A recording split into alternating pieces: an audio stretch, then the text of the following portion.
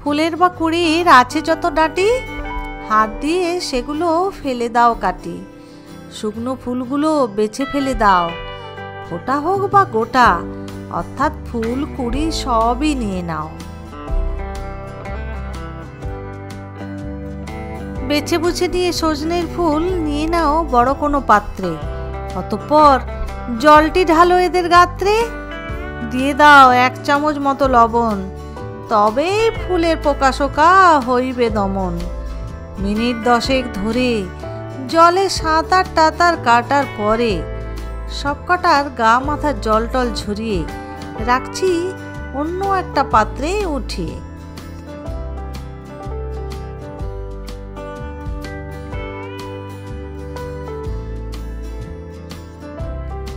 Chopping বোর্ডে হাজির বাবু পেঁয়াজ। ও বাবা, এটার আবার কি ঝাঁজ! পেঁয়াজ বাবুর মাথা খান ছুরি দিয়ে কেটে কুটে নামান। খুলে নেন পেঁয়াজ বাবুর বাদামি জামা খান। ব্যাস ব্যাস, ছুরি দিয়ে বেশ করে কুচান।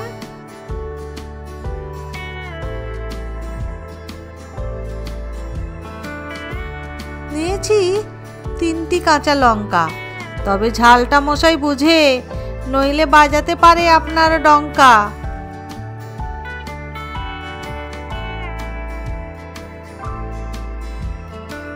ফুলের ওপরে পড়লো পেঁয়াজের কুচি, কাঁচা লঙ্কার কুচিও এলো নাচি নাচি।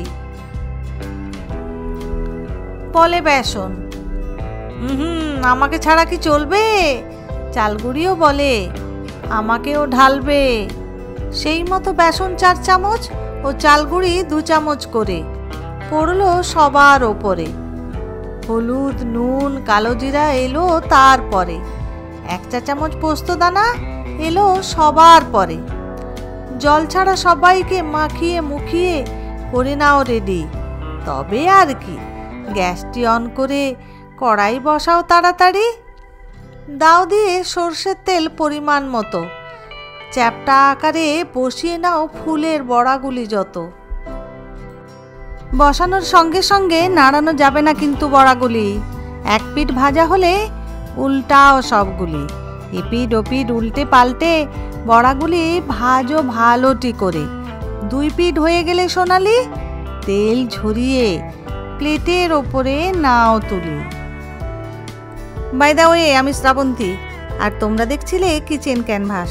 আজকের রেসিপিটি যদি ভালো লেগে থাকে প্লিজ একটা লাইক করে দিও, কমেন্ট করে জানিও কেমন লাগছে তোমাদের।